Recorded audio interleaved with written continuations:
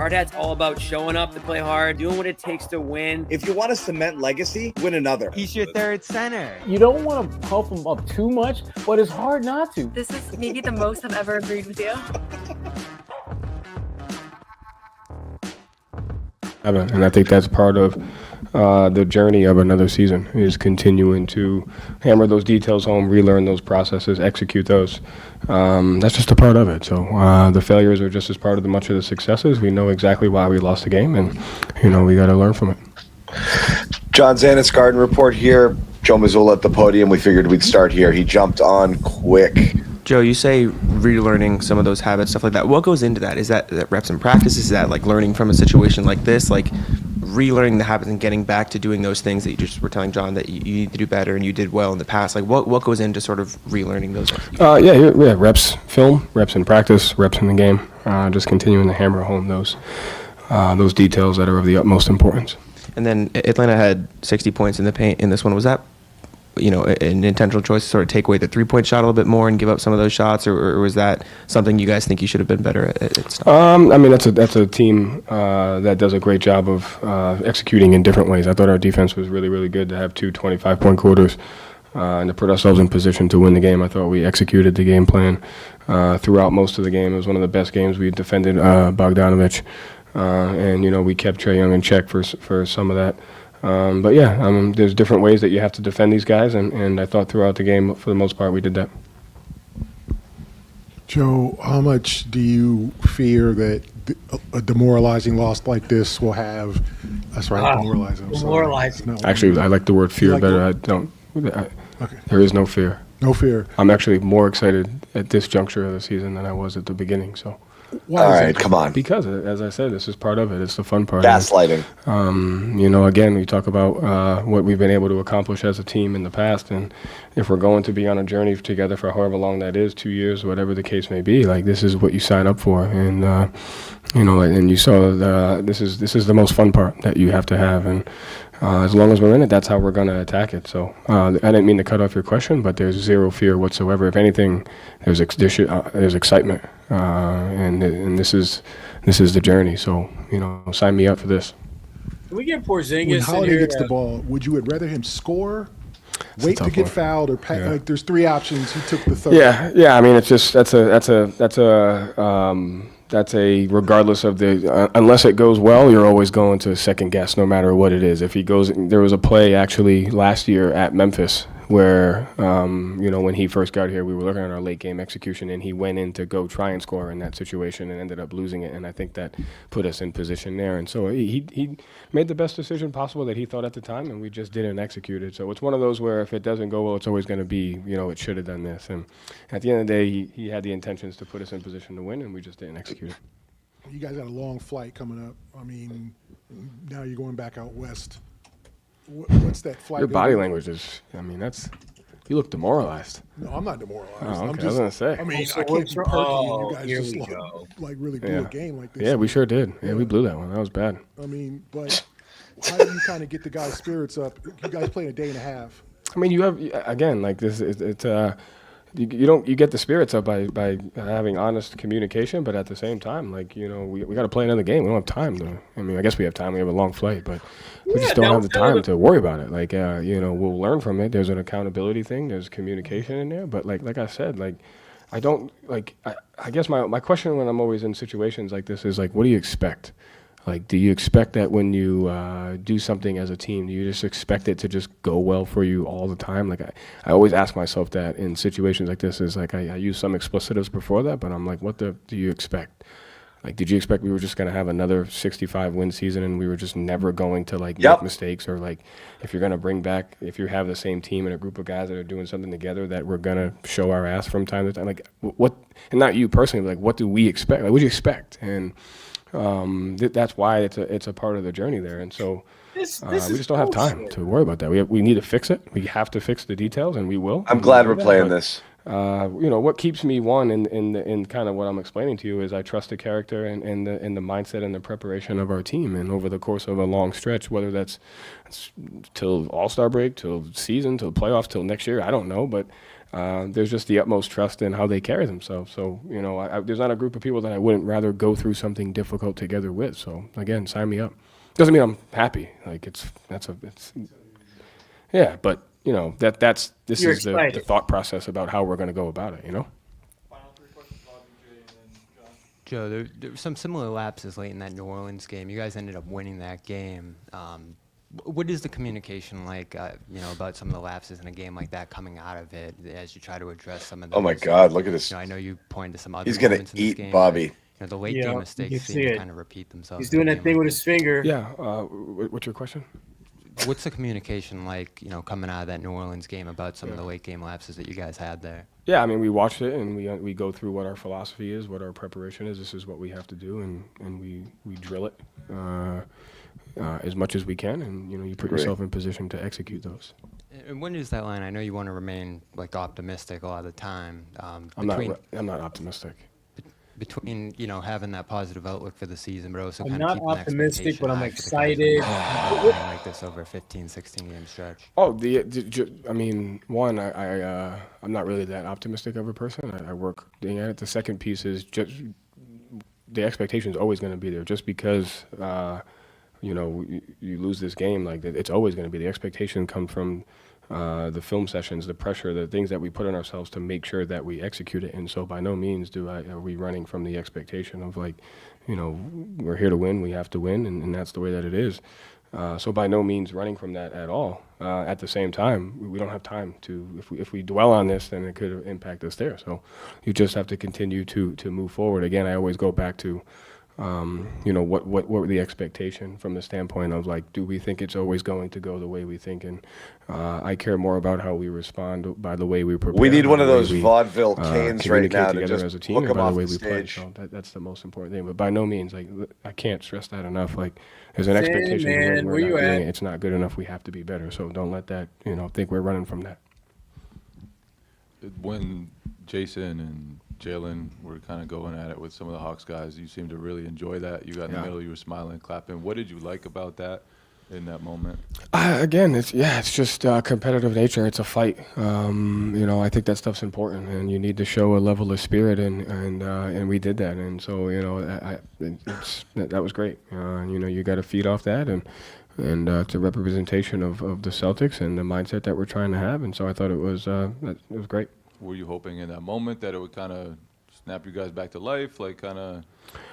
We were in life. propel We you just didn't toward the end execute. of I mean, we were there. We were there. We just didn't execute down the stretch. I mean, there was no. It's not like I thought this was one of our better, like, spirited, you know, mentally tough games that we played from a standpoint. We were there. We just didn't do what we needed to do to win until the end. You know what I mean? So I wasn't hoping that it did that. I was just excited to have some conflict and controversy, and you know, I think that builds us together. Joe, you talk about that second quarter and expectations. The expectation in the second quarter is maybe, like, we know that lulls are going to happen in the game, but it seemed like when they had the 2 3-on-1s that were mishandled, that kind of dragged things down and that impacted the defense. What did you see in that? And you have to execute. So the two things that, again, the low-hanging fruit is the late game, but the two things that I hold in just as much importance to where we have to be better are what you're talking about, and it's 85-75, and they call a timeout, and then from that standpoint, it ends up being, what was it? They went on a 10-2 run maybe or something. Like those two things are just as debilitating to a game as your late game execution. And so that 15-point quarter and that run, those three things have to be held in the same regard of where we have to be better, you know. And so I do think those things, when you have to try to win a game 2, 3, 4 times, I think that wears on you, yeah. And so the expectation is that you fight through that. All right.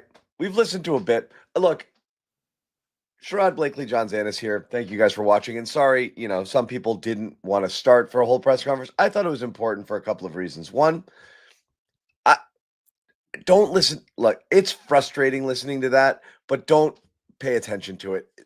I think Joe's deep down seething. I think he's pissed. The very fact that he came out for a press conference like 1 minute after the game is like, all right, let's do this. I don't know if he knows what tone to strike. I think his blood is up. I think he's worked up. I think he's definitely concerned. the fact that you saw it all night, Sherrod, he had a quick trigger on a lot of timeouts, a lot of subs, pulls Tatum after a tech, pulls Brown, after some dumb plays, called timeout quickly when he didn't like what he saw. I don't think he was playing around tonight. He changed the rotation. He did the, early on, he did the Tatum out, the old school rotation, Tatum, with Tatum playing the full, came out at the 6-minute mark, brought him back in at the 3, and then he went in the third quarter. He's like, nope, Tatum's playing the whole quarter and Brown's coming out.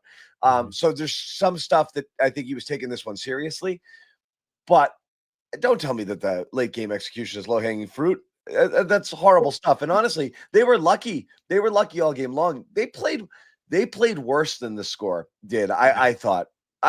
They were extremely lucky that they had a few late in the clock bomb 3-pointers go down, and that the Hawks were ice cold and missed open looks that the Celtics conceded all night long. I thought it was a horrible game for them. It was. And to your point, John, the outcome of this game was the outcome they absolutely deserved. They did not play a better game than Atlanta. It's that simple. No. And I mean, I think back, the low hanging fruit late game execution. Here's the thing about that. It's still freaking fruit. It's still part of why you are catching another L to the Atlanta Hawks, who, by the way, now have won the season series. My biggest concern with Joe right now is that he's not acknowledging what I think all of us see, and that is there's certain things that you should be concerned about. And when you're asked about them, don't tell me that you're excited about this moment. Don't tell me that, this is part of the journey. And we actually keep it 100 with the people and admit that this is something that you are concerned about, because they're late. The fact that Tatum misses a free throw down the stretch, that should be a little bit concerning. The fact that Jaylen Brown in a 2-for-1 situation misses a shot, gets the rebound, and rather than resetting the offense, he decides to take a contested shot only to realize it's so contested he's not going to get it off, makes a forced pass to Caden. That leads to a turnover. There was so many of this low-hanging fruit, but here's the thing. It's low-hanging fruit until next thing you know, you've got a freaking orchard full of that shit, because you've made so many of these low-hanging fruit miscues and mistakes down the stretch. And the fact that he tries to exude this, I'm not really concerned. I'm excited about this journey. That may well be true, but there's a level of concern that he's not opening up and embracing. And it's so obvious that there are things happening that he's concerned about. Yeah. And right now, I don't think he knows what exactly to do about it. But the late games, so the late game stuff, I think he's trying to strike a positive tone. But I don't think he feels that way. I think you go into that film room and there's 85 million things that you can point to. But again, it's this kind of like it's so like maddening. It's just this menagerie of inconsistency mixed with lack of effort, mixed with some bad luck, mixed with, okay, some good looks didn't fall. Fine. That's not what happened tonight. Fine. Late game execution, that's the low hanging fruit. Again, I don't always think the stuff that happened late is the reason you lost. Obviously, there's a million things that led up to it, but also just coming to pieces and stopping and being sad and depressed that your shots aren't falling, jacking up the first 3 that you see, and then not playing defense as a result. It was bad all night. I bet you go back on the film there and you're going to point to, I thought I got about as much cardio as Jason Tatum did in the first half. He was just jogging up and down. I don't know what was going on with him. He wasn't engaged at all. That stretch there, they played a good first quarter. And then in the second quarter there, they smoked those couple of opportunities there where they had a 3-on-1. It didn't go their way. Jason Tatum gets attacked for complaining. Mazzulla gets mad, pulls him, which I like because you don't see him do that with a superstar. Okay. And then everything went to crap. The rest of that quarter was bad. When the starters came back in, it was bad. And that's where you went from a game that okay, they're serious. They're going to win this game. They had a good first quarter. They're going to take care of business. Atlanta's not playing that great, to exactly what happened in that second quarter, which was a total disgrace. I think it was 15 points, 5 of 21 field goals, 0 for 8 from 3, 6 turnovers. That's what the second quarter was. Then you're in a fight all game long. But then after that, just consistent issues, missed assignments. I'm sorry. You gotta roll tape on some of Jaylen Brown's defense here. The overhelping, the switching, just pointing It was in different directions where he doesn't know where he's supposed to be. Just some crazy stuff. I mean, they conceded a 3 late that should have given Atlanta, a lead because Brown just overhelping again. So I mean, that stuff is happening nonstop, just falling asleep on it. So a million things that lead up to it, but then let's get down to it, okay? The Celtics, let's start with the whole end of the game stuff. Celtics are up 3 with the ball, 13 seconds left in the fourth quarter. Drew Holiday elects to pass up a wide open layup that would have put the C's up 5. What's the thinking there? The next guy you pass it to 2 seconds later is getting fouled. At best, he's getting 2 points. Lay it in, be up 5, call it, ball game. It's just insane. And Brown, one hand, lets it bounce off of him. It's a bad pass, half an effort, ball goes out of bounds. Fine. They go there, they foul. Tatum, they come back. Tatum misses a free throw. Holiday again falls asleep. Must have thought, and I want to hear from him after the game, and I don't know why Joe wasn't asked pointed questions there. Why did Holiday think you were up 3? Because there's no explanation to be grabbing. He was trying to grab his arm the whole time. Right. So rather than be it, right? Yeah. Rather than defend him straight up, which is what you're supposed to do when you're up by 2 late in the game. You just play straight up defense, that's kind of why you're here, Drew, for those type of moments. I mean, I think that was a brain fart on his part. The Tatum free throw miss is obviously problematic. Jaylen Brown, and even before, that late game gap by Jaylen, to me, the play that to me just summed up the kind of night it was for him defensively was after the Celtics made a bucket earlier in the first half. Trae Young brings the ball up court, throws a damn pass from damn near half court for a lob dunk that was just sailed right over Jaylen's head into the hand. I believe it was Daniels with the alley-oop dunk.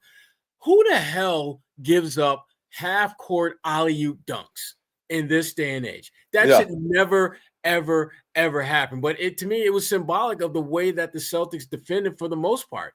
They just seemed to be a step or two slow or a rotation or two off. And Keita, again, he's out there simply because Al and Porzingis had the night off.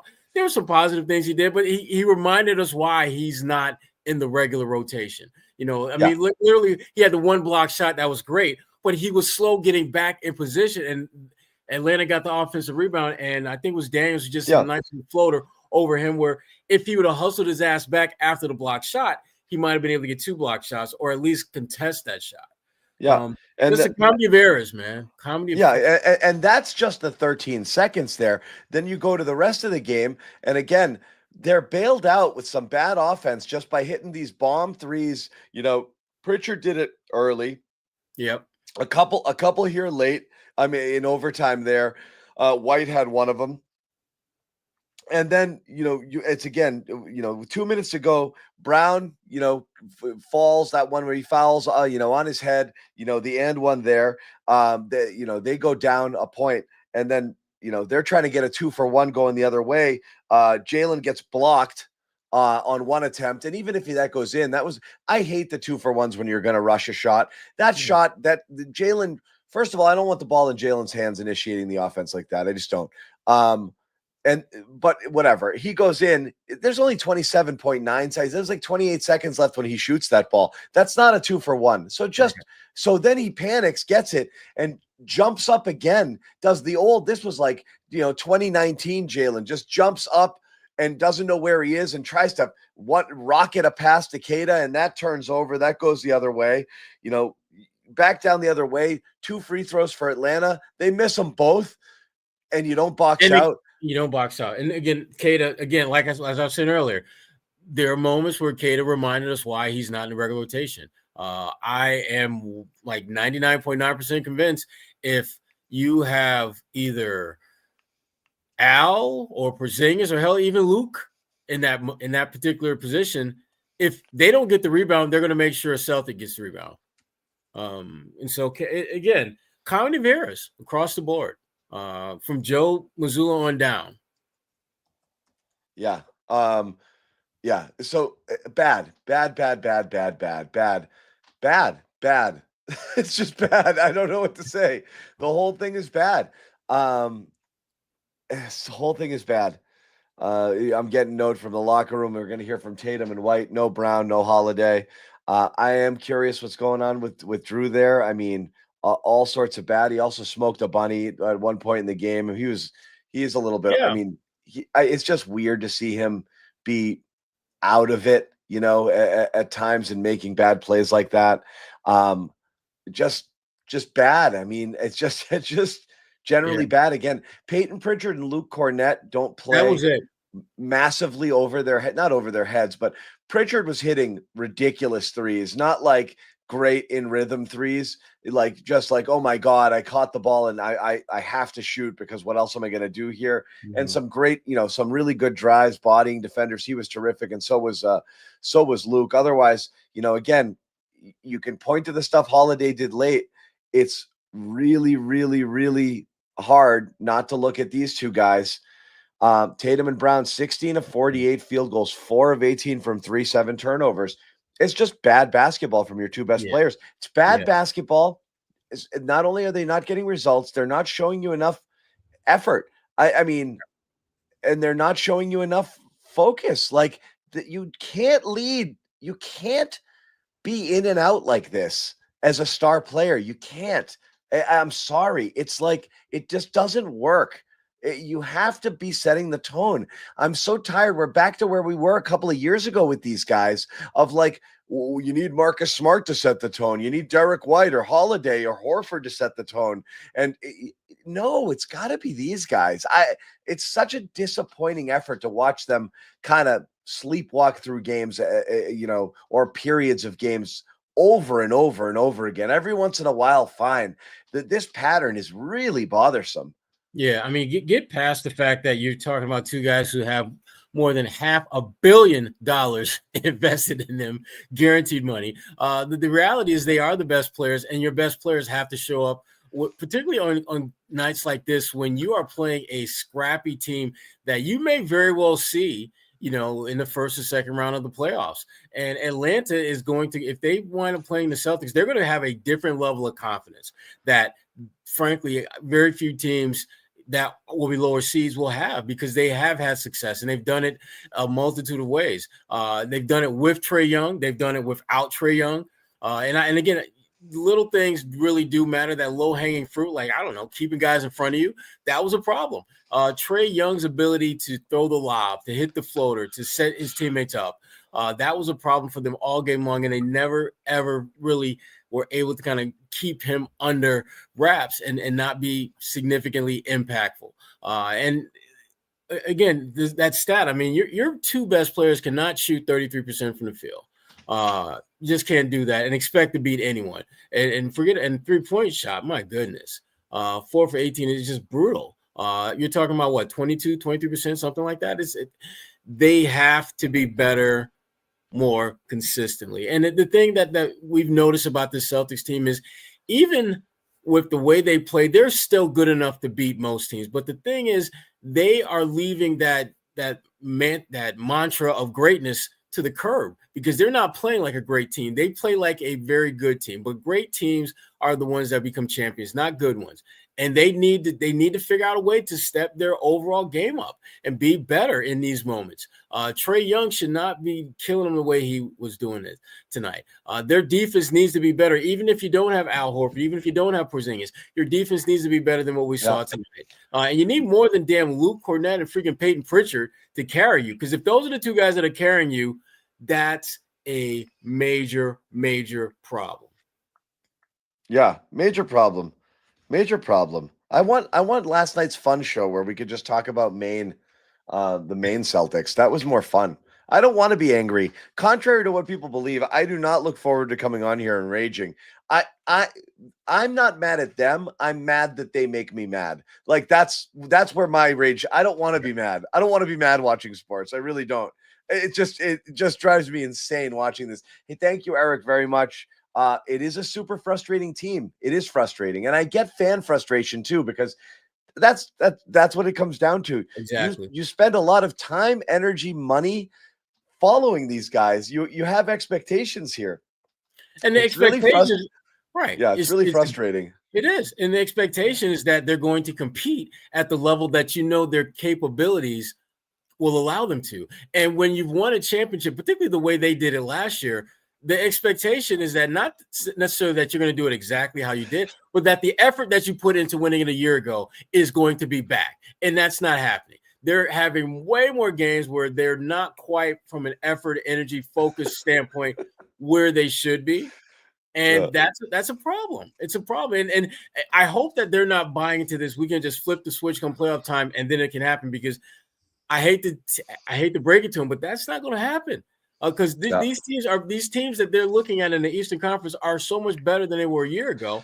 And not only are they better, but because of your inability to handle your business, they now have the benefit of confidence against you that they did not have a year ago. So it's going to be a rough road for the Celtics to get back to where they want to be at the end of the day.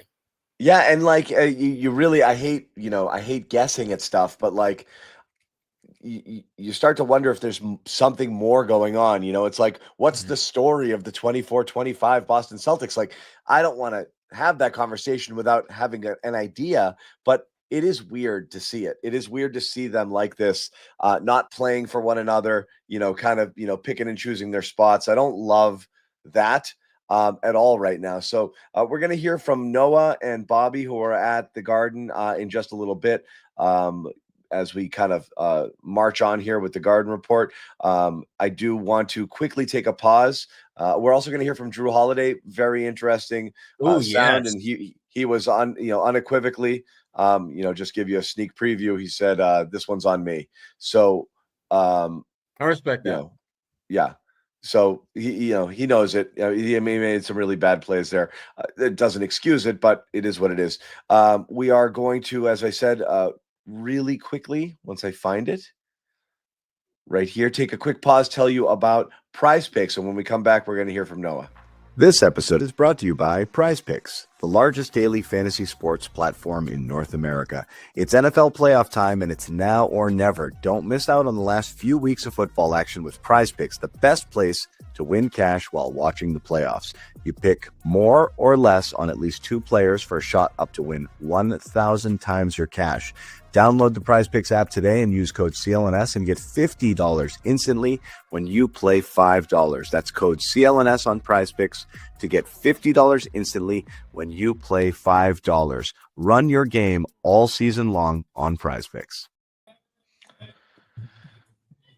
What's going on? Noah's here, and I'll tell you about Prize Picks. If you smash that more button on tonight's Commanders Lions game, I think you're a pretty happy camper. And that was definitely what the play to make. There's still time. Again, a couple more games tomorrow. I know everybody's going to have their eyes glued to that Ravens-Bills game, which is probably the game of the year.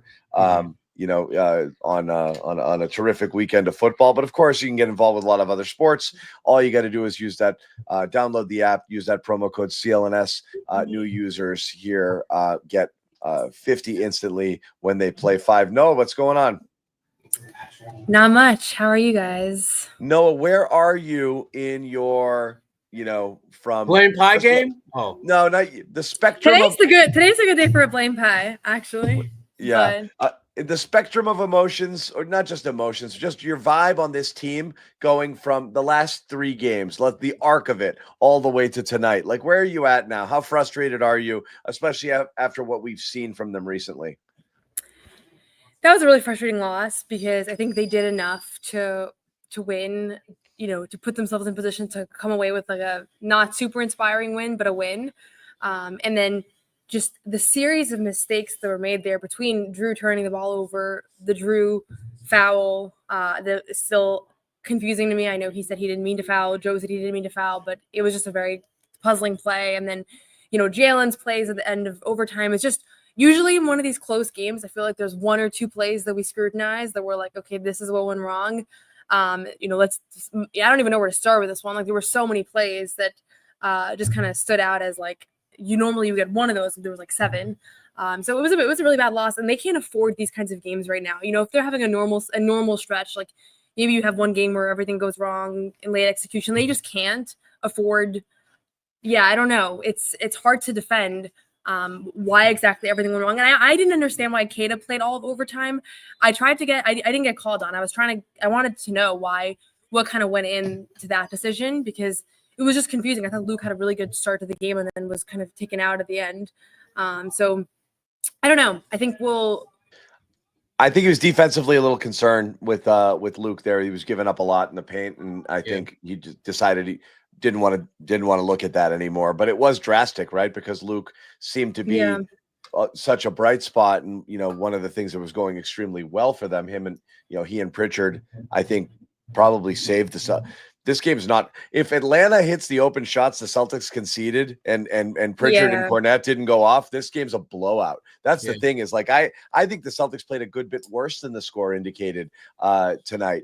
So I don't know what Joe was saying about defensive effort and holding guys in check. I thought Atlanta missed open shots all night long that the Celtics gave them by miscommunicating on defense, over helping, bad switches, just standing around, three guys just jammed together in the paint while guys popped out, free in the corner to shoot. It was a really bad game, I thought, from a defensive standpoint from them. So I didn't know what Joe was talking about in that regard. But yeah, Cornette was terrific. Must have seen something that he didn't like in terms of the rebounding. I know, you've got, Capella in there, who's obviously, does what he does on the boards, who wanted to counter somewhat with Keita. And I liked some of what Keita did, but also he's like the face of failure in so many big moments in this game that it's really hard not to be like, oh. Like we didn't even mention, but the not getting the defensive rebound when the Hawks missed 2 consecutive free throws, that's another example of a play that is a losing basketball play. I could use a little bit more effort from Tatum on that one too, even though Keita's the one who kind of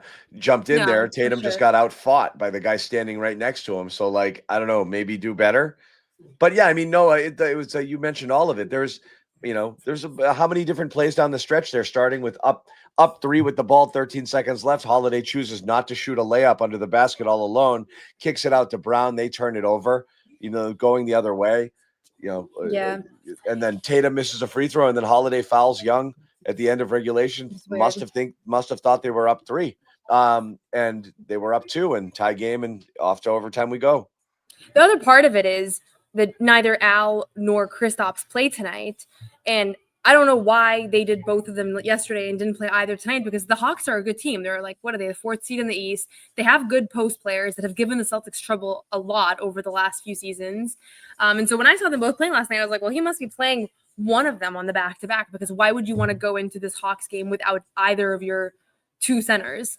And so part of the predicament of overtime between Keita and Luke or going small is that planning. And I don't know if it was just because Joe was really desperate to win yesterday's game, or why he would not split the 2 guys and have one of them available tonight, because that was, I don't want to say like, that's one of the things that they were thrown out blame. Like, that's one of the things that I wish they had done differently, was have one of those 2 available. They're both healthy, right? It's not like they're shorthanded because of injuries. This was how they planned things.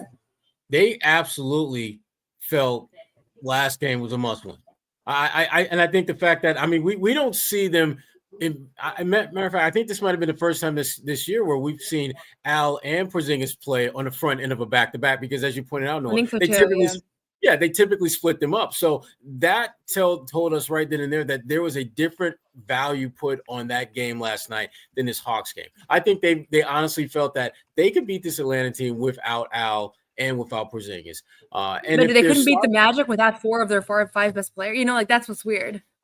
It is. But I there's absolutely no doubt in my mind that there was a different level of emphasis put on that Orlando game than this one, which is too bad, because this Atlanta team is the kind of team that you may very well see yourself having a matchup with in the first round or even second round of the playoffs. And this is a team now that when they see the Celtics, they don't see them as a defending NBA champ. They see them as a team that's standing in our way of pulling off one of the great upsets in the postseason. And when you look at the way Atlanta's roster is structured, they're like the perfect annoying little brother for the Celtics. I mean, think about it. Their rotation is basically 6'5", 6'6", and 6'8" on up, plus Trae Young. And so they have a level of athleticism and size and versatility that's very different than most of the teams that the Celtics play. That's why not having a Porzingis or an Al Horford is such a big deal, because you don't have anyone that can take advantage of their defensive versatility. And the fact that Capella is their only real center. Everyone else is basically Jason Tatum or smaller. And so I think Joe rolled the dice that they could get through this game without, their two primary bigs. And obviously they crapped out. Yeah. Yeah, it didn't pan out. It's one of those things where in hindsight, it's like that plan didn't work, right? Maybe if they win by 15, it's like nobody's second guessing that decision. But there's a lot of things to second guess in this game, right? Between the late game execution, the god awful second quarter that I don't really understand how they followed up that really good first with that second quarter. I don't feel like Atlanta adjusted or did anything differently. I felt like they just came out definitionally flat.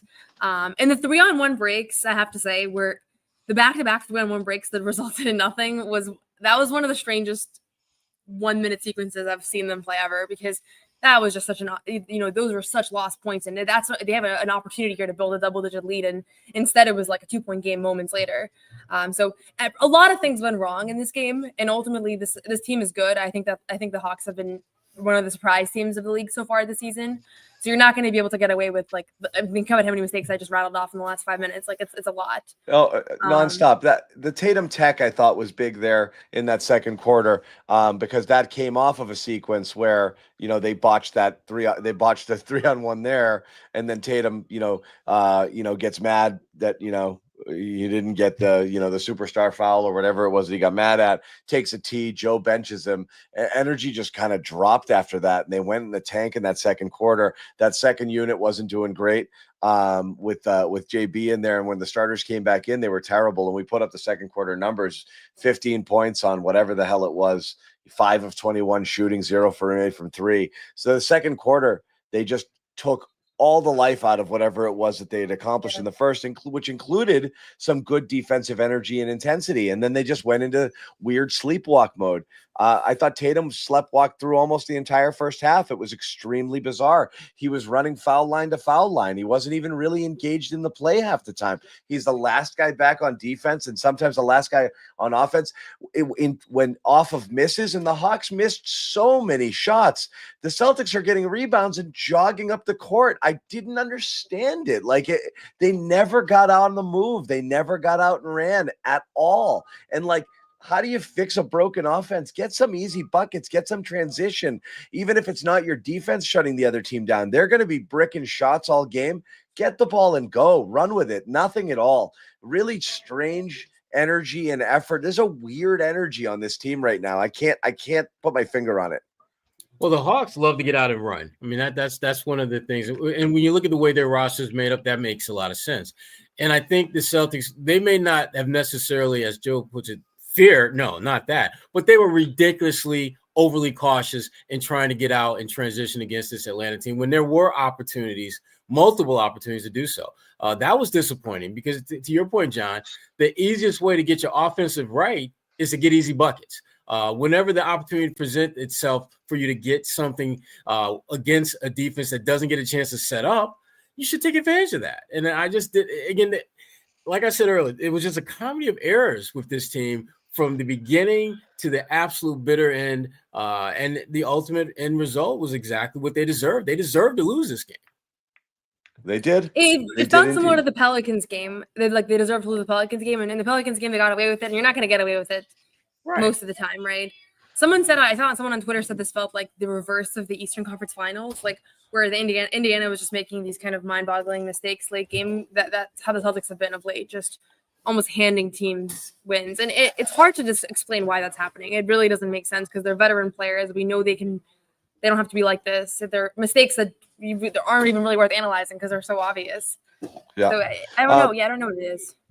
Yeah, we're going to hear from a couple more players. We'll hear from Holiday in just a little bit, and Bobby is going to be jumping on the show momentarily, so we have a little bit more to go. Obviously, the Celtics are heading out west. Noah and Bobby will be doing that. You should keep it here for coverage of the entire West Coast swing. 2 games in LA. We start with Golden State on MLK Day on Monday, a 5:00 game, which is great because all of the boomers will be awake. I'm going to have to find a 22-year-old kid to do the post-game shows with me when they're in LA because these old men won't stay up. I can tell you that. They will not. So, Jack, I'm looking at you, buddy. You're going to get a phone call soon. I need some help. So again, like I said, we're gonna hear from a few people coming up in a little bit, and Bobby's gonna join real quick. We want to tell you about another one of our sponsors at the Garden Report here, and that is Game Time. This episode is also powered by Game Time, the best place to get tickets to the games, events, and concerts you want to see. Take the guesswork out of buying tickets with Game Time. Game Time is filled with terrific features like all-in pricing, so you know exactly how much you're paying. No surprise fees at checkout. You also get panoramic views from your seats in the app, so you know exactly what you'll be looking at before you buy. Plus, a lowest price guarantee, or Game Time will credit you 110% of the difference. Download the Game Time app, create an account, and use code CLNS for $20 off your first purchase. Terms do apply. Once again, download that Game Time app, create an account, use code CLNS for $20 off your first purchase. Terms do apply. What time is it? It's game time. It's game time, guys. Who's into it? I am all in. Yeah, I want to see. As long as someone decides to show up. I want to see what it is here. What do we have for the Warriors game? If you wanted to go out there. That'll be one of the most expensive road games. Probably. That is, oh boy, even Game Time. You can get in there if you're out in that Bay Area, but that's gonna be pricey. That's a fun game. You're gonna feel that one. I'm envious of you guys who are going to be out there checking that one out. Anyway, check out Game Time. Download that app. It's a great deal. Great app. All of the features that they talked about there, including the view from your seat and the all-in pricing. Best place to get tickets to whatever game, concert, whatever it is you want to check it out. Download that app. Use code CLNS, $20 off your first purchase. Back to the game itself. Where do you go from here? Were you in on Joe? Noah, he was there was like some kind of teetering on the brink of insanity type of press conference where he's saying stuff, meaning like he's saying stuff, but then he's saying a lot more stuff, and then he's saying what like I'm fine, it's fun. Is it fun? Is it fun for you? Do you think it's fun? What are we talking about here? Should I be worried? Are you worried? Do you have kids? Like he was a little bit all over the place there. You have kids. And he's trying. You're never letting that one go, John. I hear you throw that in all the time, and we just pretend like we didn't hear you say it. I love it, but it's like I know what he's trying to do. I think I think behind the scenes he's actually probably seething a little bit here, but I have to think he's a little like worried, like. What is the answer? Like, what am I doing here? I don't know. Does he know? I mean, he said he's not an optimist, right? So I don't think he's sitting I here know. like everything's going to be fine. But he also said he loved it. So like, but those are different things. He's saying, he's not saying, oh, it's all going to work out. We're going to be fine. We're going to get back to how we were last year. I don't think he knows that. I don't think we know that. I don't know that he feels confident in any of that. I do think that he is relishing in the challenge in a way that normal people don't understand. And normal people, as in people that are not competitive professional athletes, / probably some of the people in his locker room are also not relating. But I don't think he's lying to us when he says that. We also have to acknowledge what is the post-game podium for him is an opportunity to spend 10 minutes trying to make everybody feel a little bit better about the state of the team. And so whatever way he gets there, I think he does a pretty good job. I walked away being like, it almost gets me sometimes. And then I like wait a few minutes and I'm like, okay, it was a pretty bad loss. But I think he does a good job. I thought he was ridiculous tonight, but I also don't put especially with how quickly he came out there. That's very unusual for him to be ready to go that quick. He's always quick. No, he's always after losses. We go for the elevator like before the buzzer even sounds. Even that was quicker than normal. I think he wanted to get it out there and get out in front of it. And I know what he's doing, and he's throwing himself on the grenade. I wasn't buying it tonight, but that's okay because that's his job, and I agree with it. I put no stock in it. A lot of people are like, oh, he's an enabler. There's no way what he's saying out there is what he's saying to them in there. So I don't give a crap about it. I put very little stock in the Joe Mazzulla press conferences. They mean nothing to me. I'm going to bring in Bobby Manning. What's up, Bobby? He's still looking. He wants it. He has the Joe face on. Bobby, you're muted, but it's your show, buddy. Take it away. Yeah. We can see you. Got me? Yeah, we can hear you. Another happened, Bobby? I don't know. And not many answers in the locker room either. Drew said he didn't intentionally foul Young. Looked like it. I know Joe said he didn't either. Who knows? But the bigger mistake there was the turnover. I don't know why they're throwing the ball around there, up 3 with 21 seconds left, especially when he had a look underneath the rim. And that was what surprised me about his comments is, what could you have done differently there? And he said, make a better pass, make a better play. Make a layup. Yeah, that would have been the move, right? I know you want to kill clock. Yeah, and that's what Tatum should have done, right? In the backcourt. I know you see a guy up the court, you try to make a play. It feels easy in that situation all the time, but the more you do, the worse the result can end up. So, you know what comes to mind, Sherrod? What? Sunday against New Orleans, they did pretty much all the same things down the stretch. Not the exact same things, but the same kind of mistakes. Mm-hmm. And you got away with it. And Joe, after the game, I just heard you guys talking about the podium demeanor from him. And I get it. What? He's saying the podium demeanor. Oh, the demeanor. Okay, yeah. I get that he's probably being a little tougher on them behind the scenes. I get that we're not getting the full message from him. And I get that he doesn't want to give everybody in the media the satisfaction of ripping the team. And we've talked about this forever. But I do think it reflects when he said after that game, we made mistakes with effort. And that being his message coming out of that game, that again, Sherrod, they gave up an open layup, an open floater for the win, and it just rolled out. CJ had the shot for the win. And, we're talking about losses there in Toronto and tonight. They got away with this stuff on Sunday, and they didn't tonight. They almost got away with it tonight. You think about some of the looks they gave up. That just didn't go down for Atlanta. Yeah. DeAndre Hunter, wide open 3. Matthews, wide open 3. 2 guys who normally knock down wide open shots. Yeah, and I'm glad they didn't get away with it because I think they need to feel these mistakes. I think they need to look themselves in the mirror. I think collectively they have to get tougher on each other, and maybe it's not Joe's job. I feel like he's probably at the front of that list, and he did a better job tonight. The timeouts, you saw some real frustration. You saw some real fire from him along the sideline, trying to get them going with that scrum or the tussle that Tatum was involved in there. But I just feel like he lets them off the hook a little too much, Sherrod. And I get that it's, and you guys probably heard my exchange with him there, that he's not all optimistic, that he's not all positive after these losses. He even said, rough loss, brutal loss, that sort of thing. But I feel like it's just always couched to have a positive outlook, to say it's not a big deal. And you're seeing the players reflect that too.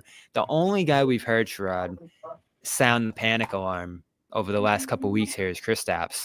Yep. And everyone else hears that, and even back to the meeting stuff, knowing it's like, what, we didn't have a meeting. Oh, we're fine. I feel like this team feels like they're fine, and they're not. Bobby, go ahead, Noah, jump in. No, go ahead.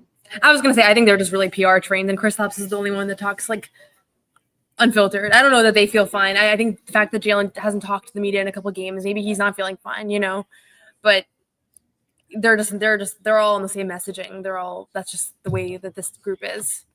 We thought for the longest time that this group would be different than other defending champions as far as the way they approach this season, the fact that they aren't going to rest on their laurels and they're not going to play this, we can flip the switch game because we know how hard the journey is to get here and win a championship. But if we're being completely honest, they're doing exactly what defending NBA champions do. Because they've already been down this road, there's this false understanding, a false sense of we're going to get there because we've already done it before. So we're just going to try and do everything we did last year, and we're not going to worry as much about what's happening in the regular season because everything comes down to what we do in the playoffs. The problem that they're running into is that, two problems. One, they're not that the gap between them and the rest of the NBA isn't nearly as wide as it was a year ago. Number two, the teams around them, just by simple, just organically, are better than they were a year ago. And the challengers, it seems, and you check me on this if you disagree, but it seems that every couple of weeks there's a new team that's showing themselves to be a legitimate threat to them coming out the East. When the season began, it was basically, okay, it's New York. Then it became New York and Cleveland. Then Milwaukee got hot, and they started doing some things. And Orlando, as undermanned as they are, they're scrappy, they're feisty, they make things interesting. And now Atlanta, which has won the season series with this win. I'd be worried if you played them in the playoffs. And it seems, but it seems as the list of teams that you have some level of concern, or you should have a level of concern with if you're the Boston Celtics, keeps growing as we get deeper and deeper into this season and heading into the playoffs. Noah's going to jump out. Tatum's going to talk shortly here. We'll also hear from Drew Holiday, Derek White in the locker room. There's frustration, Sherrod. Derek White said that. But I also think there's a belief in, the guys that they have, what they did last year, that, they're going to be able to figure this out here. It's just one game after another, it keeps stretching on and on and on here, and they can't string together 2 consistent games at this point, it feels like. And I said to Derek, I was like, you guys have that great game against the Magic, and then it goes back the other way tonight. And he said, I didn't feel like it went back the other way. We got good shots. We, did good stuff here. And again, maybe Noah's right. Maybe it is the PR train, and maybe they're trying to, keep a positive message going through this. But it felt authentic to me. It goes back, Sherrod. Maybe they're right from an offensive perspective. I do think they're probably shooting worse than their process, than the quality of their shots this year. I do think that they're going through some major slumps that are probably going to go the other way at some point. But to me, this is another game where if you just played commensurate defense, you're up 8 in the fourth quarter, you're up 10 at one point there in the second half. If you just lock down, get the stops you need, you win this game, even if you're shooting under 30% from 3, even if you're missing shots that you would normally make. And every time they went on a little bit of a run, Sherrod, what happened? Atlanta just went back the other way and got a quick shot, got an offensive rebound, made a tough play on offense, and just kept chipping away at that lead. And the Celtics kept losing leads because they couldn't string together stops. So that's why I'm concerned about this team. And that's why I'm panicking, is I don't think they are showing enough attention to the defensive side of the ball, which could be getting them through this. And instead they're belaboring their offensive struggles or spending too much attention on offense, trying to figure that out, when they could just be locking down defensively, scheming up defensively, and shutting down teams like this. I mean, this is a complicated one because they did force a lot of turnovers. Right. They did get opportunities to go in transition, and they blew a lot of those. So I get that this one's a little more nuanced, but just taking these 15, 16 games here and taking this January sample, they are not the same defensive team. And I don't know if it's effort or execution or attention to detail, or they're not talking about it enough, but every game I'm watching and I'm just like, what is going on with this defense? And I don't care what the numbers are. I don't care where they rank. When they need a stop, remember late in the Philly game, Sherrod, the Caleb Martin play, or the Tyrese Maxey play where he slips loose there with 1 second left on the shot clock. Those are the kind of things that have killed this team this year. And tonight it's up 2. You can't foul in the bonus, and they foul and put Young on the free throw line for game-tying free throws. I get that it's January, Sherrod. I get that other defending champs have done this. But when I'm watching this night in and night out, it's really hard to believe that they're just going to turn it around. No, I mean, it's typically kind of a build-up process. And at some point, you need to start showing signs of turning that corner, and they're just not doing that. And I guess that's the part for me that's a little bit disturbing, that there just doesn't seem to be any sense of urgency or sense of concern about what's happening out there on the floor. That they're just basically saying, yeah, we're not playing great basketball, but we'll figure it out. We're good. We'll be fine. I'm excited about this journey. It's just going to be great. And we're watching them play, and it's like, nah, fellas, this is not great. I mean, this is not championship basketball you're playing. And to your point, Bobby, when you start focusing more on what's not working well offensively, and you already have one of the top offenses in the NBA, your efforts are then misplaced. Your focus should be on effort defensively, and I just don't get the feeling that this team is embracing that reality, that they need to become a better team defensively. And again, we've talked about this before, and I believe this to be true.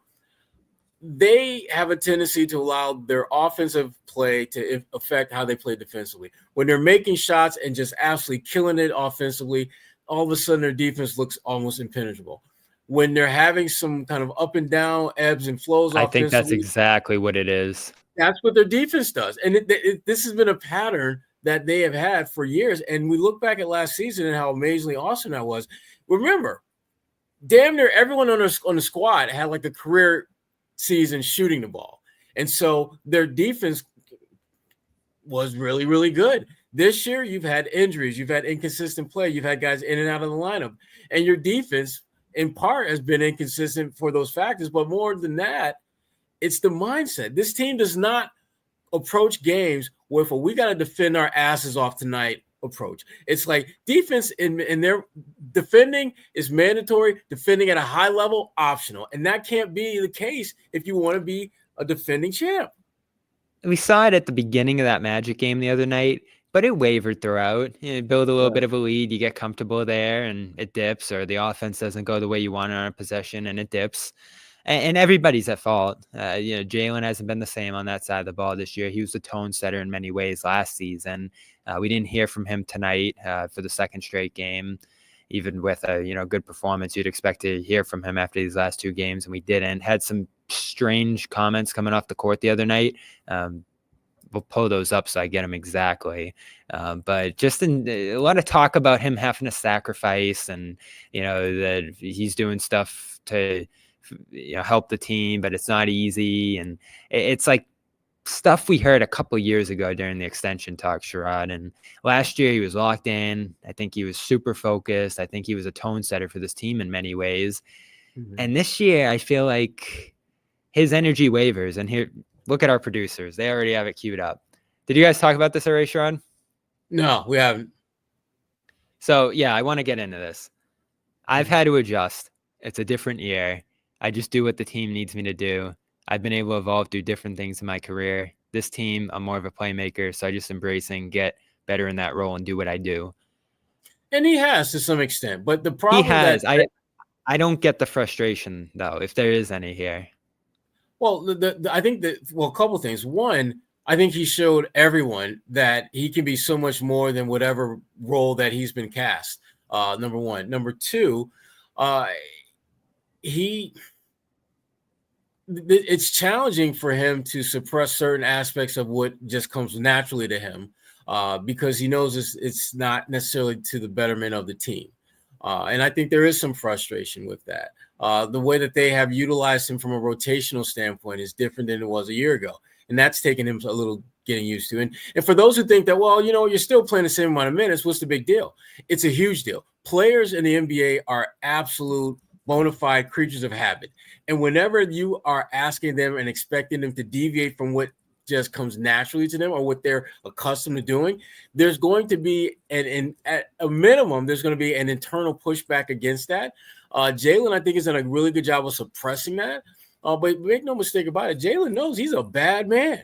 He knows he's. And we heard it from him earlier in the season. It wasn't just this recent stretch where they've started struggling that he started to express this. So a lot of it is the rotations, minutes, the shots. I mean, he had more shots than Tatum tonight, right?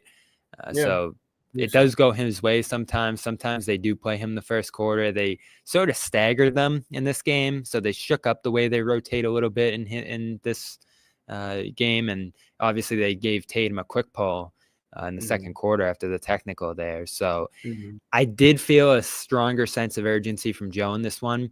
Even I think playing Porzingis and Horford on the front end of the back-to-back, I think showed some urgency, even though Joe said that's not what that was about. So I'll give them a little leniency tonight, right? You're missing the two bigs. Keita did not play well. Cornette gave you a boost, but wasn't amazing in this one. Didn't play overtime for some reason, Sherrod. I don't know what that was about. The only thing I can make of that was that Joe was just looking for a certain defensive presence and just didn't think Luke was up to it because Luke's overall game was better, not even close.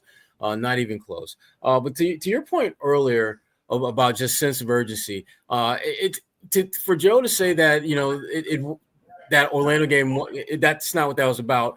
Orlando was missing 4 of their top 5 players, and then you're going to go with both of your bigs, but then you play an Atlanta Hawks team, which is in the top 3, top 4 in the Eastern Conference.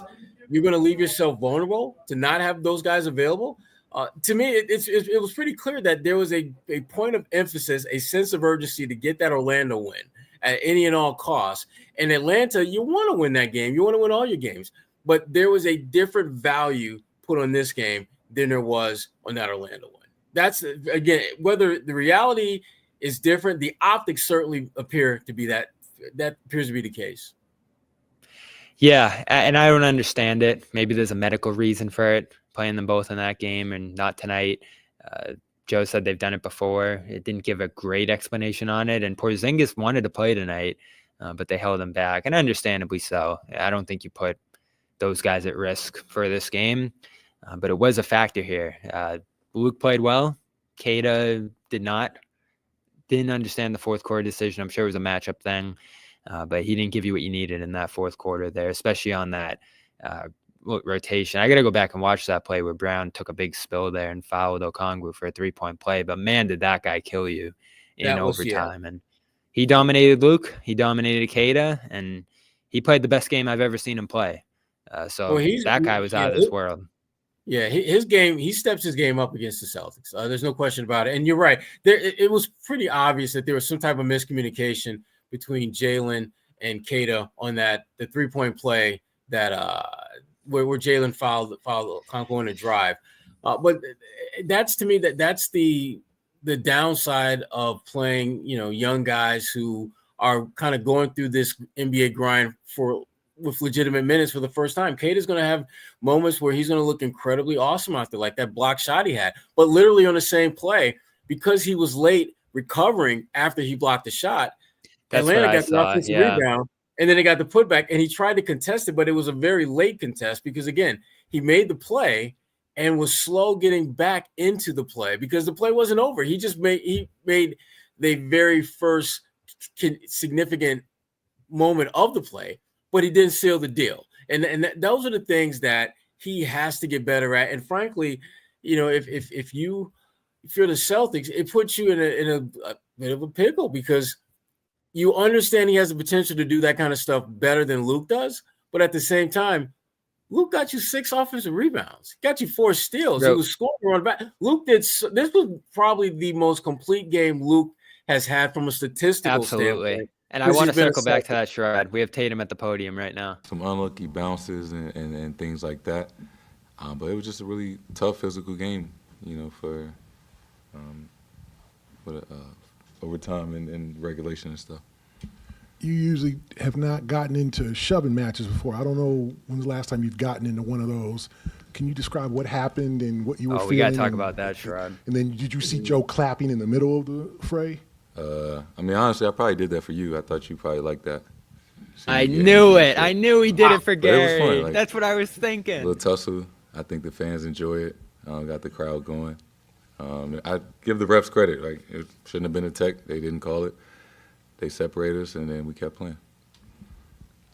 Jason, you guys have gone through losing stretches before in past years, but coming into this year off a championship with expectations probably higher than they've ever been, does this stretch feel different? Is it the same as any other losing stretch you've had in past years, like pressure-wise or mentally, anything like that? Does this feel the same or different? I've had stretches or whatever, tough spurts throughout my NBA career. They all present their different challenges. I guess, you're just at a different point in your career and your life. I'm at a different place now than I was when Ime was first here and we was 27 and 27 or whatever. We was trying to figure out how to win and things like that. But it just goes to show it's hard to win in the NBA each night. It's tough, and you got to bring it every single night. You say then you were figuring out how to win. Joe's talked about reestablishing habits. Does it feel like you are trying to learn that again, with the same group? What is different now with this stretch than outside of just you personally, in terms of expectations and everything going on? I just committing to the details, and I guess, realizing again how tough it is. Like, you just got to do the simple things extremely hard all the time, in which obviously we've done and we're capable of doing. We just got to get back to that. Joe has talked a lot about how he's enjoying this stretch of, like, he's relishing this moment, the opportunity to, overcome challenges and everything. It's obviously looks more fun to just be in a winning stretch, but is there, like, where do you fall on that? Do you enjoy the fact that things haven't been going your way, but you kind of have to figure it out? Like, how do you process this stretch? You just gotta take the good with the bad, and understand that, down the line, down the road, that we could be grateful for this stretch that we're going through, and if it continues to, we stick together, if we continue to be a close-knit group, if we figure it out together, when we come out on the other side of this, we'll feel a lot better about ourselves. So I'm certain that we'll learn some things from it, and we'll be better once we get rolling again. You guys had a really good first quarter, forcing a lot of turnovers, points off turnovers. You start the second quarter also forcing turnovers, but you had a couple of botched 3-on-1s, and then it seemed like the energy started to change a bit. Shift. Not only does it give them life, but it seemed like you guys kind of maybe wrong let that direction. get to you a little bit. Is that accurate? And have you been letting those types of things linger longer in games this year than maybe you have in the past? I think tonight might have been different than other nights. I think the way we competed, how hard we played, how physical we were tonight compared to maybe Toronto was night and day. Some live ball turnovers, some missed opportunities on some fast breaks. But we were playing with pace. We had the right intentions. We had the right mindset tonight. We just we shot 38% from the field. So that's the tough part, when you're doing things a certain way and the results aren't matching. So there it is. I can't listen to that for another second here. That is exactly what we just talked about, Sherrod. They're mission shots. They think they're doing all the right things here, and they're just like, oh, man, we're getting unlucky. Did he talk about defense, Nick? No, but I mean, they don't talk about defense very often. You don't hear it all that often. No, and I think that's reflective of something. And Nick, I know you're with me. You take the podium stuff more seriously than I think I do. John I do. Some of the others here do. I do think it's reflective of at least demeanor. Like, I do think your demeanor comes off a little bit, and I know they get the cooling off period and all that, and I know there's stuff said behind the scenes that we're not going to hear, but I think they're putting out the message that they want everybody to hear. And it's not a message of Bobby. I mean, it's like and you guys know it, every game, there's the same talking points, and you always see that to a certain degree. You see that with teams, but this team, I didn't cover the Patriots, and I'm not a huge NFL fan, but it seems very much like that kind of mentality where you just don't say anything. It's all the same talking points, and then to a degree, it's gaslighting, if you to a degree, like when they're constantly telling you there's nothing wrong. And I don't know, did you catch the Missoula stuff, Nick? I didn't. I want to see Missoula. I just got home, and I was listening to you guys on the way home, and I had a question for you, but go ahead. A lot of talking points, a lot of, I'm excited, I feel better now than I did at the beginning of the season, that kind of stuff. And I'm just like, is there an expectation here? And that's what I asked them. I'm like, I know you want to be optimistic. I know you want to present that message, but how do you balance that with holding these guys to an expectation? And I liked how he responded. He's like, there's an expectation. This, isn't how we should be playing, blah, blah, blah, blah.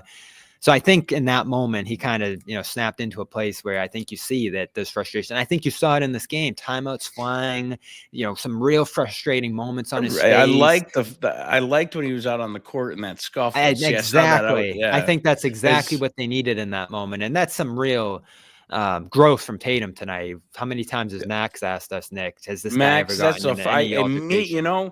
I immediately, and Sherrod, you're laughing, I immediately thought of Cedric Maxwell because he's been saying for 7 years, ever, for as long as Tatum's in the league, you've never seen him get really physical and pissed off, get into an altercation and I was at Buffs in Newton. I was at a party, so I couldn't hear what was going on, but I was watching it and seeing Tatum. I was like, is that Tatum? That was the positive from the night. Big moment. I thought him. that was very Big growth. positive, to be honest. Yeah. It showed a little like frustration to toughness, but I had a question for you guys. I heard you guys talking while I was on my way home, and mainly you were talking about, and we all talk about it a lot. The 3-point, or when the shooting doesn't go, the defense is affected, right? So my question to you guys is, when the defense or when the shooting isn't going, particularly threes, but distance shooting in particular, what's their plan B? Like, what's their go-to? Keep shooting. Keep shooting, right? And shooters shoot. So I think that's the problem. Like, did you notice not tonight, obviously, but the last 2 games, they were like posting up Kristaps, which I think is great, but it's new. Like, I haven't seen them do that very often, like in the beginning of the game in particular, like putting them in the low post. I'm like, that's kind of new. Is that maybe, are they trying to switch it up? Because like you just said, Sherrod, shooters shoot, like they're shooting. So my dog is attacking me. If you can hear that, do you hear him? But like this streak could go on for a long time if they don't start getting their shots down, because they have no plan B. Like other teams usually stop it. No, he's pissed off. My dog is pissed off. You hear him? He's mad the Celtics lost. Anyway, throw back to you, Bobby. It's a good point, Sherrod.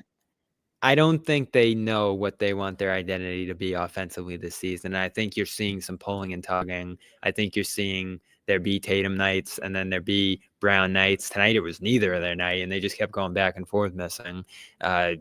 They've tried to get Kristaps more involved, and I think that's something they want to see, and I don't think we've seen quite enough. And as that's gone up, you start to see less threes. You start to see, I think, some more forced 2s from guys, and maybe that goes back to the misses that they're generating from 3. Because I think what's more concerning, Nick. I also hear that I think they're hearing. I was just going to go there about the shooting, but anyway, go ahead, Bobby.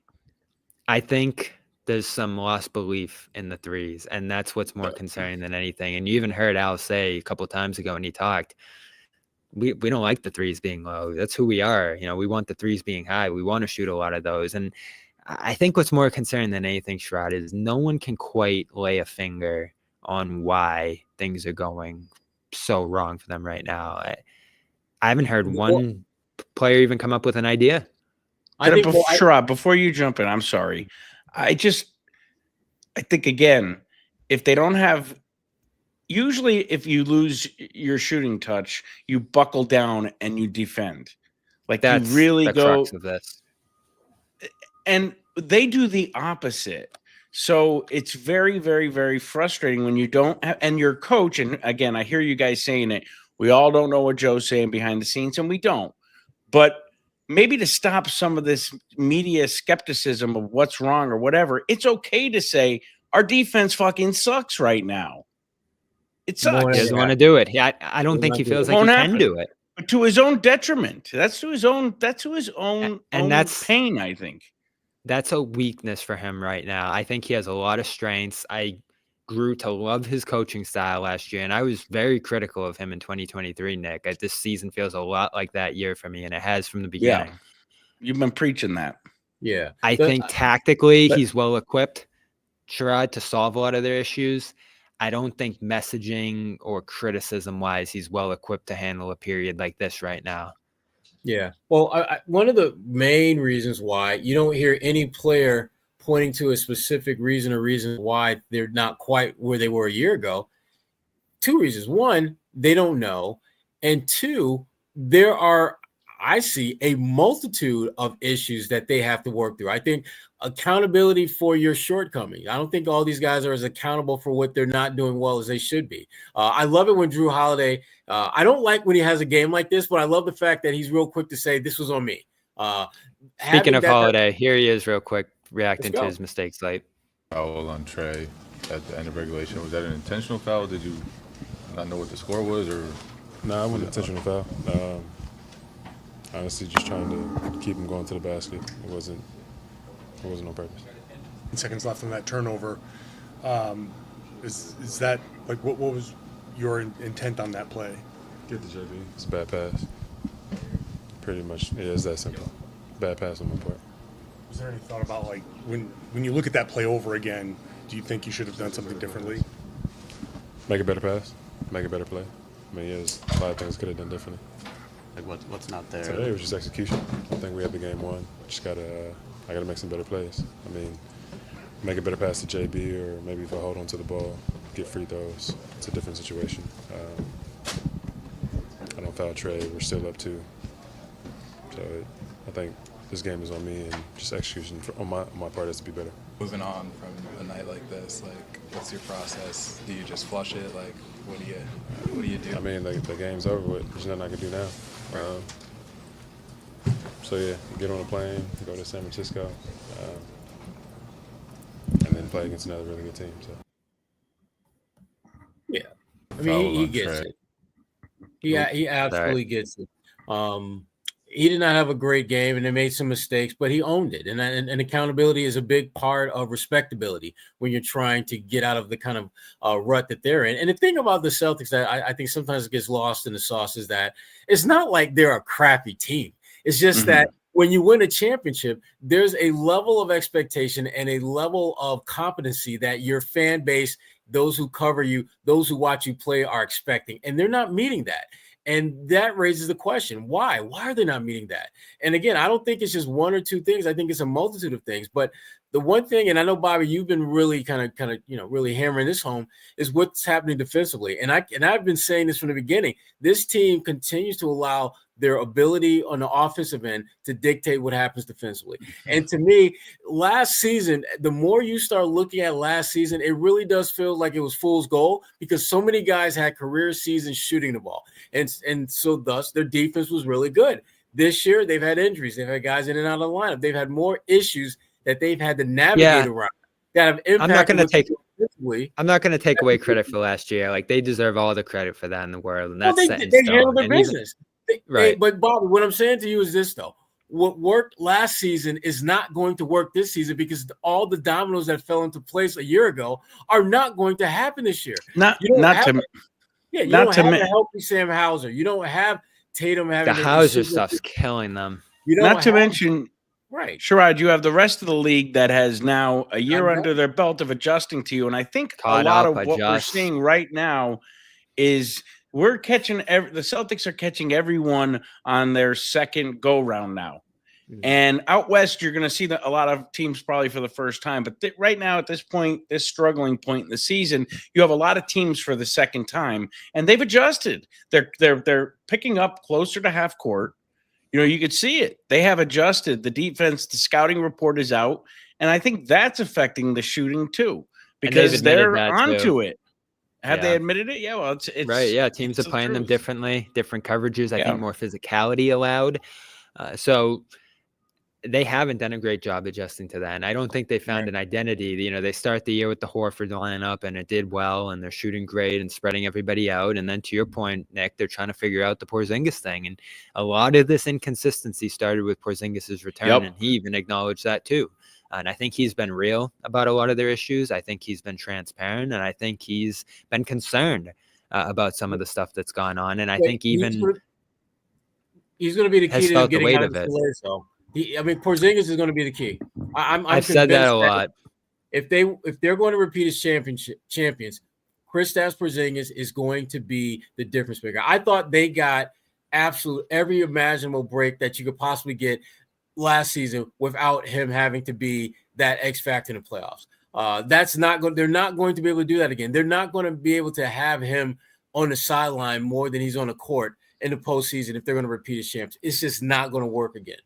And they're going to need some ramp up time, like some consistent in-season play for him at the end of the season. So that way the adjustment has already been made going into the postseason, because we're seeing it right now. You saw the first 1, 2, 3 games that he returned that they looked really good. They were gelling. And then all of a sudden as many teams do when a star player comes back or an integral part of their lineup, they started we sputter, and now we're still seeing that. So they've got to really gel going into the second half of the season, and a big part of that is KP's ability to stay on the court. And Nick, he wasn't there last year, and I do think that matters. I think he contributed. I think he fought through injuries. I think he returned and had that all-time game one.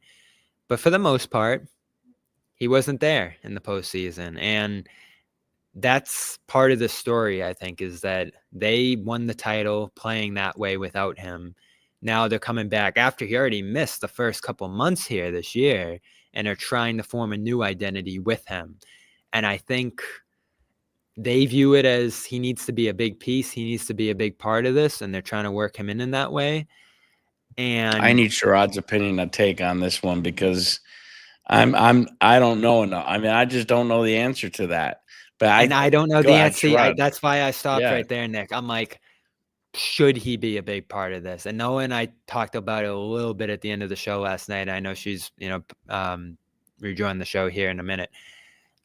I think that's the question that they're going to have to ask right now is he a starter? Is he a guy who's going to take the second, third most shots on the team each night?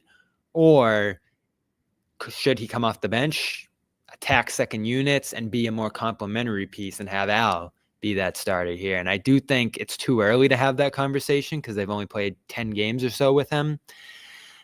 But given his... Al would like it. I think Al's better in a starting position. I think the lineup's been better this year, and I think it's a more seamless fit, and they just won the championship playing that way. Yeah. It's not the whole conversation here, Noah, and Sherrod, I want to hear your thoughts on it first. Well, I'm going to defer to Noah because I want to hear Noah's thoughts more than I hear my own. I know it's rattling around up here, but I want to know what Noah thinks about that. I want to know what you think. I think Al is better as a starter. Yeah. Because to me, when you look at the teams that make deep playoff runs, there's almost always a wild card that teams have trouble matching up with. I love the idea that Porzingis coming off the bench poses another wrinkle for opponents to think about when they play the Celtics, because you know that basically you've got a guy that can get you 20 points off the bench, can force your defense to do things your defense doesn't want to do, and overall puts you in a position where you are being reactive as opposed to proactive. And I've found in the playoffs, teams that are more reactive than proactive struggle because you're trying to basically get somewhere that other team you're playing is already there or is already doing well. So the idea of Porzingis coming off the bench, I think, is a great one to certainly kick around the idea and maybe even tinker with a little bit. But bottom line is this: they have to figure out what's the best group that's going to get them banner 18. Who's going to give them the best opportunity to do that? And what are the roles that's going to need? What roles are going to need to be played in order to make that happen? I mean, can you imagine Porzingis and Pritchard coming off the bench? With Jalen a lot of the time. Right. And just pair those two up with either Jalen or Tatum. And so you've got – and that's like the core of your second unit. That poses some major issues for opponents. And again, Al Horford with that starting group, if you play off him too much, he's going to make you pay. And the way and one thing, Bobby, you touched on this earlier, and I don't think we need to get too deep into it today, but the way that the game is being officiated now, where there's a little bit more physicality being allowed, guys like Al Horford are ultimately going to benefit from that, because now they're able to do some things when those switches where they usually get toasted or they usually have struggle, they can be a little bit more physical with those guards and not worry about picking up the quick foul like they used to, like earlier this year or even last season. So there's a lot of positives that you can certainly draw from having Al Horford with that first group and Porzingis, coming off the bench. They either need more time together, Noah, or they're going to have to make a switch like this. And I don't know. I don't know which way they should go. I like KP off the bench just because he's inevitably going to miss time and you don't have to deal with the changing lineups and everything. I also think people take off the bench so personally. Like Probably the most mad I've made people in the last couple of weeks was me and Bobby made a video talking about how would KP be off the bench, and everybody was like, "How would you feel if your job benched you?" And it's Horford like, moved to the that's not, bench, and that was a big deal when it happened. It's not a slight at Porzingis. It also doesn't mean that he would shoot any less or play any less. He'd probably play more. He'd probably play more and probably shoot more. So I think we need to just to contextualize what it is. Did he come off the bench for game one, or did he start that game? No, he came off the bench in both finals games.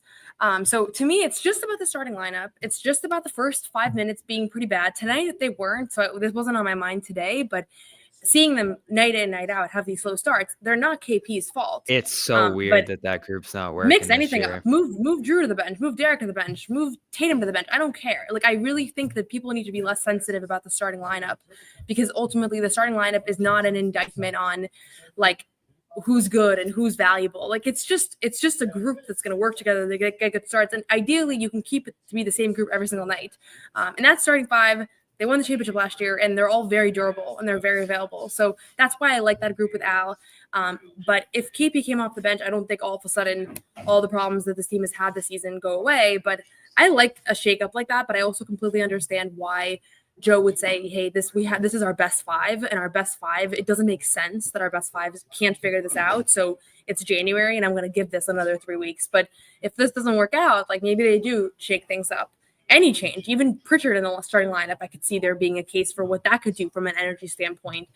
So there's a lot of combinations. I mean, that's the nature of a lot of these teams, right? When you have a lot of talent, you could figure things out in different ways. And I just don't think it needs to be viewed as like, this is you're bad because we're moving you to the bench, right? Like, there's been historically great players that have been the second or third most important players on their team, and they've come off the bench. I don't think it'd be a big deal for him either. I think he'd understand. I don't think so either. He's so chill. Yeah. He'd roll with it. And I like that he's bringing some fire. I mean, he might see it as